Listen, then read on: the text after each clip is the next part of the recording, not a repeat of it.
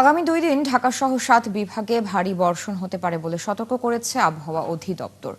অতি বর্ষণে ঢাকায় জলাবদ্ধতা তৈরি হওয়ার আশঙ্কার কথাও জানিয়েছে সংস্থাটি।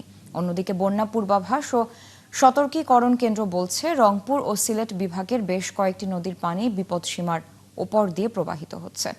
এর ফলে উত্তরাঞ্চলে বেশ কয়েকটি জেলা সহ হাওর অঞ্চলে স্বল্পমেয়াদী আকস্মিক বন্যা হতে পারে।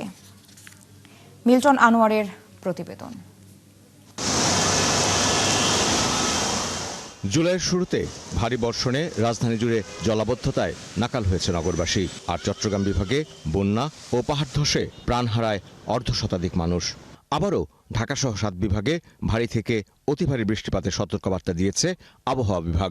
জানিয়েছে 20 জুলাই থেকে পরবর্তী 48 ঘণ্টায় এই বৃষ্টিপাতে আবারও ডুবতে পারে ঢাকা। আছে লঘু নিম্নচাপেরও শঙ্কা।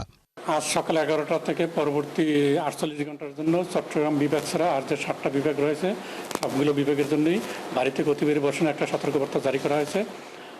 পাশাপাশি এই ভারী বর্ষণের কারণে ঢাকা মহানগরীতে অস্থায়ীভাবে জলাবদ্ধতার সৃষ্টি হতে পারে। এদিকে বন্যা পূর্বাভাস ও সতর্কীকরণ কেন্দ্রের নির্বাহী প্রকৌশলী জানালেন, রংপুর ও সিলেট বিভাগের বেশ কয়েকটি নদীর পানি বিপদসীমার উপর দিয়ে প্রবাহিত হচ্ছে।